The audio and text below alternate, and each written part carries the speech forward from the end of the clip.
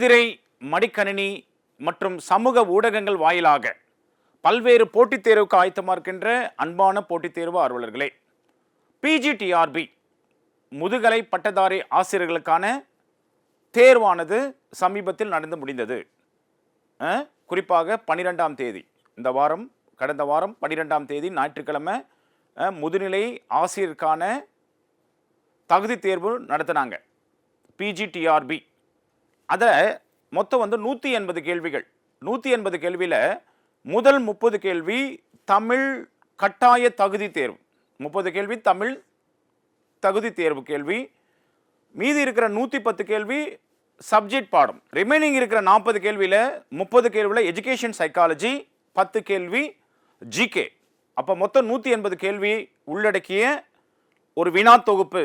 குறிப்பாக 30 கேள்வி தமிழ் கட்டாய தகுதி தேர்வு, 110 கேள்வி பாட்டனி தாவரவியல் பாடமும், 30 கேள்வி எஜுகேஷன் சைக்காலஜியும், 10 கேள்வி பொது அறிவு பாடத்தையும் முழு வீடியோ தொகுப்பு இந்த வீடியோ தொகுப்பில் பார்க்க போகிறோம். ஏன்னா இப்போ நடந்து முடிஞ்ச ஆசிரியர் தகுதி, அதாவது முதுகலை ஆசிரியர் தேர்வுக்கான நியமன தேர்வு நடத்தி முடித்து ஒரு வாரம் காலம் ஆகுது. அதுக்குள்ளாவே நம்ம அஃபிஷியலாக கீ பார்த்தோன்னா டிஆர்பியும் வெளியிட்டிருக்காங்க. யாரெல்லாம் அந்த கீயை சேலஞ்சு பண்ணலானாமோ அந்த வெப்சைட்டில் உங்களுடைய ரிஜிஸ்டர்ட் நம்பரை உள்ளே போயிட்டு ஒவ்வொரு கேள்வியாக நீங்கள் அதை சேலஞ்சு பண்ணலாம். அதுக்கு முன்னாடி நம்ம இந்த 180 கேள்விக்கான விரிவான விளக்கத்துடன் கூடிய ஆன்சரை நம்ம பார்க்க போகிறோம். முதலாவது பாருங்க, தமிழ் தகுதி தேர்வு, அதாவது தமிழ் கட்டாய தகுதி தேர்வில் பார்க்க போகிறோம். முதலாவது, இந்த வினாத்தாளில் மொத்தம் 180 கொள்குறி வகை வினாக்கள் உள்ளன. அப்போ இந்த வினா தொகுப்பானது இரு பகுதியை கொண்டது. அதில் பகுதி ஏல 30 வினாக்கள் உள்ளன. அந்த 30 வினாக்களில் வினா எண் 1 முதல் 20 வரை 2 மதிப்பெண் வினாக்களும், 21 முதல் 30 வரை 1 மதிப்பெண் வினாக்களும் கொண்டுள்ளது. இது தமிழ் தகுதி தேர்வு. பகுதி பியில் 150 கேள்விகள் இருக்கிறது, 1 மதிப்பெண் வினாக்களை கொண்டது. அப்போ விண்ணப்பதாரர் அனைத்து வினாக்களுக்கும் விடையளிக்க வேண்டும். தவறான விடைகளுக்கு மதிப்பெண் என்ன பண்ண மாட்டாங்க, நெகட்டிவ் மார்க் கிடையாது, குறைக்கப்பட மாட்டாது. இதில் ஃபஸ்ட்டு பாருங்க, மொத்தமே இந்த எக்ஸாம் எவ்வளோ நேரம்னா நம்மளுக்கு பார்த்தீங்கன்னா அனுமதிக்கப்பட்ட கால அளவு பொது தேர்வர்கள் 210 நிமிடங்கள். 210னா குறிப்பாக 180 நிமிடம் என்பது 3.5 மணி நேரம் கிட்ட இந்த எக்ஸாம் நடந்திருக்கு. மாற்றுத்திறனாளிகளுக்கு 240 நிமிடங்கள். ஓகேங்களா? அப்போ ஃபர்ஸ்ட் பார்ட் ஏ தமிழ் தகுதி தேர்வு. முதல் கேள்வி, ஏற்பாடு என்பதுன்னு கேட்டிருக்காங்க. ஏற்பாடு, இந்த ஏற்பாடை நம்ம எப்படி பிரிக்கலாம்? எள் கூடல் பாடு, எள் கூட்டல் பாடு என்று பிரிக்கலாம். எள்ளுனா பார்த்தீங்கன்னா ஞாயிறுன்னு அர்த்தம், ஞாயிறு. பாடு என்பது மறையும் நேரம். அப்போ ஏற்பாடு என்பது ஞாயிறு மறையும் நேரத்தை குறிக்கிறாங்க. அப்போ முதலாவது கேள்விக்கான ஆன்சர் சி என்பது சரியான விட. அப்போ ஏற்பாடு என்பது ஞாயிறு மறையும் நேரம், மாலை 6 மணி இல்லையா? அடுத்த இரண்டாவது கேள்வி, கூற்று காரணம் கேட்டிருக்காங்க. கூற்று காரணம், அப்போ வலிமையை நிலைநாட்ட நடைபெற்ற போரில் வெற்றி பெற்ற அரசர் தும்பை பூவை சூடி மகிழ்வாங்க என்பது தவறு. வெற்றி என்றால் போரில் வெற்றி பெற்ற அரசர்கள் சூடுவது வாகை பூவு. அப்ப முதலாவது கூற்று தவறு. இரண்டாவது, வெற்றி ஒன்றையே குறிக்கோளாக கொண்ட பகையரசர்கள் இருவர் தத்தம் வலிமையை நிலைநாட்ட தும்பை பூவை சூடுவார்கள். அப்ப ரெண்டுமே மாத்தி கேட்டிருக்காங்க. அப்ப கூற்றும் 2 கூற்றுமே தவறு. முதலாவது கூற்றுக்கு வலிமை நிலைநாட்ட நடைபெற்ற போரில் வெற்றி பெற்ற அரசர் வாகை பூவை சூடுவாங்க. அதே மாதிரி வெற்றி ஒன்றையே குறிக்கோளாக கொண்ட பகையரசர்கள் இருவர் தத்தம் வலிமை நிலைநாட்ட தும்பை பூவை சூடுவாங்க. அப்ப கூற்று 1 மற்றும் 2 இரண்டுமே தவறானது. இப்ப இரண்டாவது கேள்விக்கான answer Bombay, B is the correct answer. கூற்று 1 கூற்று 2 இரண்டுமே தவறு. மூன்றாவது கேள்வி பாருங்க, அகவர் பாவுக்கு பொருந்தாத நூலை தேர்வு செய்க. அகவர் பா பொருந்தாத நூல் எதுன்னு கேட்டா நாலடியார். நாலடியார் அகவர் பாக்கு பொருந்தாத நூல்கள். அப்ப ஆன்சர் மூணாவது answer Delhi, D is the correct answer. நாலாவது கேள்வி, கொற்கையின் அரசனாகவும் புலவராகவும் இருந்தவர் யாருன்னா அதிவீரராம பாண்டியர். அப்ப பார்த்தீங்கன்னா கொற்கை துறைமுகம் யாருக்குன்னா பாண்டியர்களுக்கு.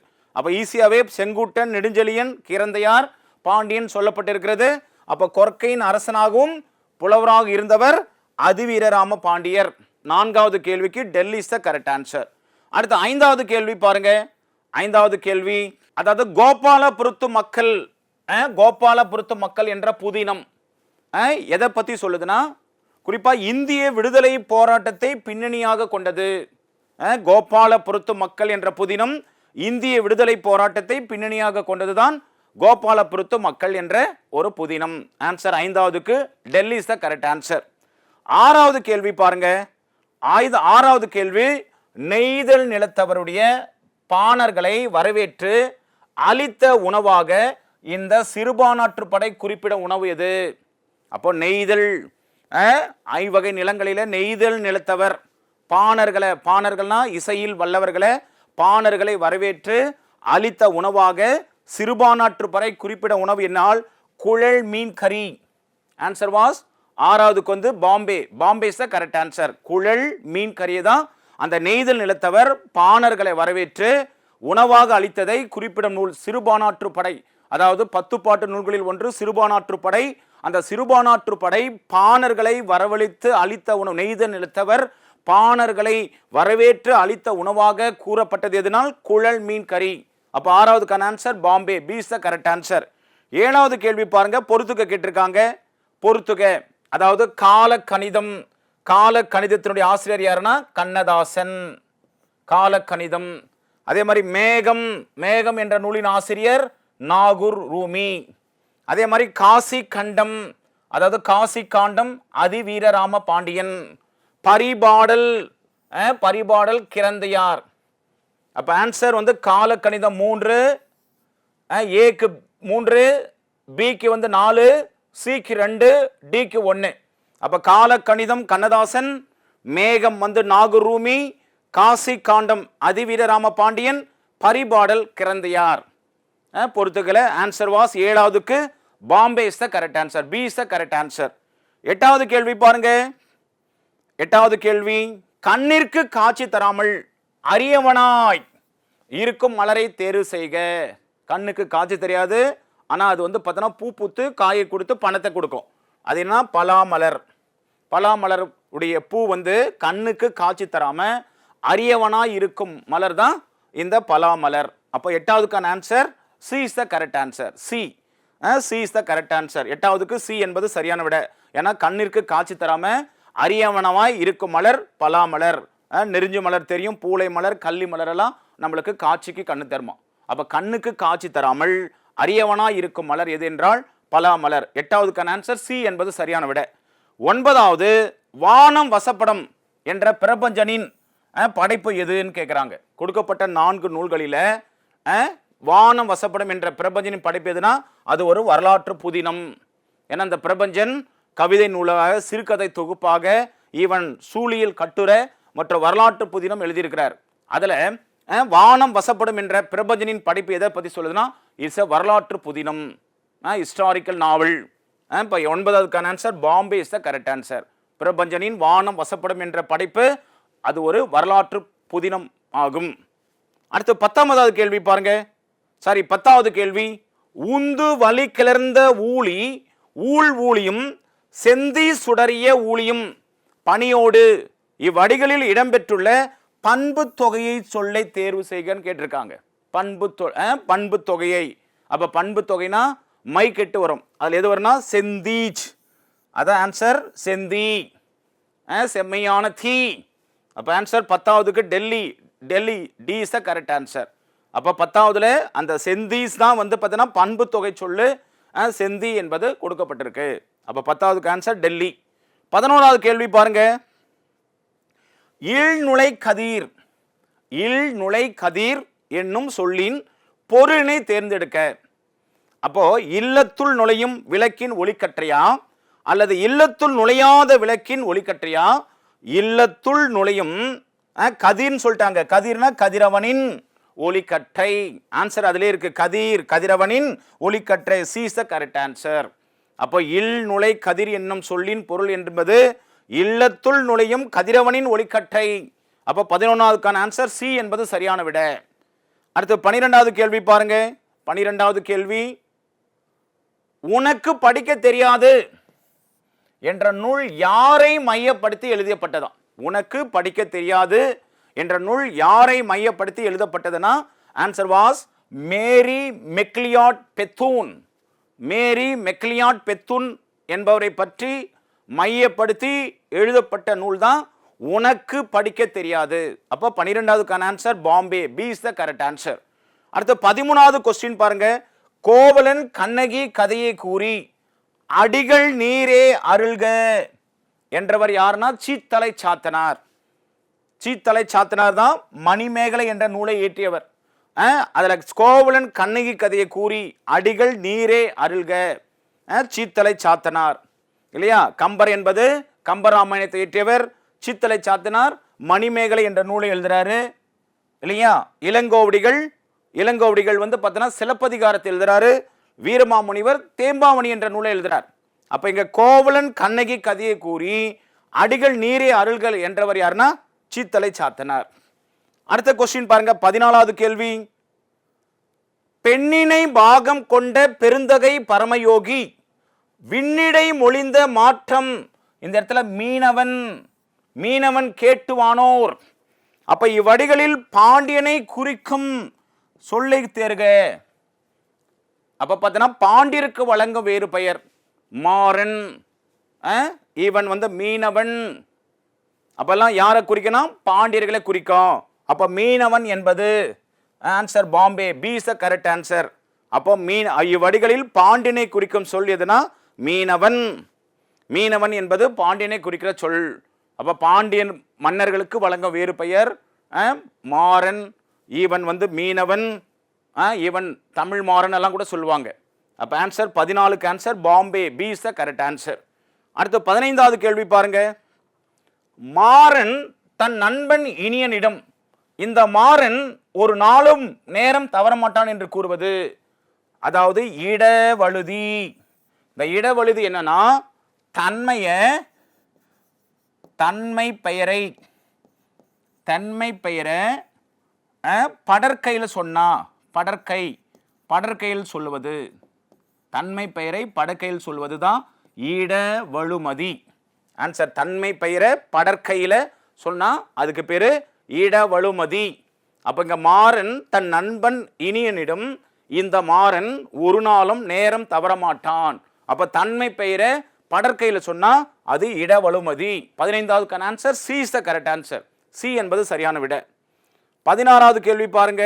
அரசனின் கல்வி, வீரம், செல்வம், புகழ், கருணையை பாடுவது, அதாவது பாடப்படும் ஆண்மகனின் ஒழுங்கலாறுன்னு கூட சொல்லுவாங்க. பாடப்படும் ஆண்மகனின் ஒழுங்கலாறான கல்வி, வீரம், செல்வம், புகழ், கருணையை பாடுவது பாடான் திணை. அதாவது பாடான் திணையா பாடப்படும் ஆண்மகனின் ஒழுங்கலாறு. அப்ப பாடப்படும் ஆண்மகளின் ஒழுங்கலாரை பத்தி சொல்றதுதான் பாடான் திரை. அப்ப அதுல அரசனின் கல்வி, வீரம், செல்வம், புகழ், கருணையை பாடுவது பாடான் திணை.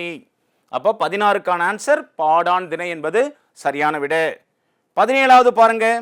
இலையின் பெயரை குறிக்காத சொல்லை தேர்ந்தெடுங்க. தாள் என்றால் இலைன்னு சொல்லலாம்.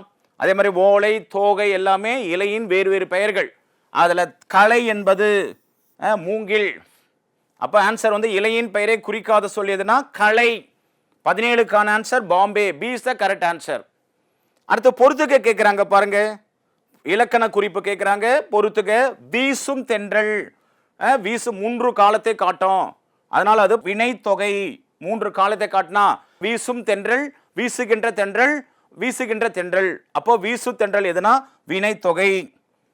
நன்மொழி என்றால் நன்மையான மொழி, பண்பு தொகை. அண்ணன் தம்பி, அப்ப அண்ணன் தம்பி என்பது உம்மை தொகை, அண்ணனும் தம்பியும் உம்மை தொகை. சாரை பாம்பு இரு பெயரெட்டு பண்பு தொகை. அப்போ வீசு தென்றல் வினைத்தொகை, நன்மொழி என்பது பண்பு தொகை, அண்ணன் தம்பி என்பது உம்மை தொகை, சாரை பாம்பு வந்து இரு பெயரெட்டு பண்பு தொகை. அப்ப ஆன்சர் சி என்பது சரியான விடை. ஏக்கு 4 வீசு தென்றல் வினைத்தொகை, பிக்கு 1 நன்மொழி என்பது பண்பு தொகை, அண்ணன் தம்பி என்பது உம்மை தொகை, சாரை பாம்பு என்பது இரு பெயரெட்டு பண்பு தொகை. அப்போ 18க்கான ஆன்சர் சி என்பது சரியான விட. C is the correct answer. அடுத்து 19வது கேள்வி பாருங்க. இரங்கலும் இரங்கல் நிமித்தம் என்ற உரிபொருள் எந்த திணைக்குரியது? இரங்கலும் இரங்கல் நிமித்தம் என்பது நெய்தல் திணைக்கு உரியது. கடலும் கடலை சார்ந்த கடல் மீனவர்கள் மீன் பிடிக்க போகும்போது அந்த உரிபொருள்னா இரங்கலும் இரங்கல் நிமித்தம் அது வந்து பார்த்தீங்கன்னா யாருக்குரிய திணைனா நெய்தல், அந்த நெய்தல் மக்களுக்கு உரிய உரிபொருள் ஆகும். அப்போ 19க்கான ஆன்சர் ஏ நெய்தல். இரங்கலும் இரங்கல் நிமித்தம் என்னும் உரிபொருளுடைய திணை நெய்தல். ஆன்சர் 19க்கு ஏ என்பது சரியான விட. அடுத்து 20வது கேள்வி பாருங்க. கால வலிவமதியை தேர்ந்தெடுங்க. கால வலுவமதி. அப்ப 4 கொடுத்திருக்கிறாங்க. இந்த மகிழன் ஒரு நாளும் பொய் கூற மாட்டான். தமிழினி இரவு சோறு உண்டான். வீட்டில் காகம் கத்தினால் உறவினர் வருவர். அப்ப அமைச்சர் நாளை விழாவிற்கு வருகிறார் என்பதுதான் கால வலுவமதி. Answer D. Delhi is the correct answer. அமைச்சர் நாளை விழாவுக்கு வருகிறார் என்பது கால வலுவமதி. ஆன்சருக்கான கீ அது. 20வதுக்கு Delhi is the correct answer. 21வது கேள்வி பாருங்க. வேம்பு ஆமணக்கு இவற்றை குறிக்கும் சொல் எதுன்னு கேட்கிறாங்க. வேம்பு ஆமணக்கு இவற்றை குறிக்கும் சொல் எதுனா முத்து. முத்து. கூலம்னா தானியம் இல்லையா? தானியம். கூலம்னா தானியம். அப்ப வேம்பு ஆமணக்கு என்பது முத்து, முத்தோட தொடர்புடைய குறிக்கும் சொல்லலாம். அப்ப 21க்கான ஆன்சர் முத்து என்பது சரியான விட. அடுத்தது 22வது கேள்வி பாருங்க.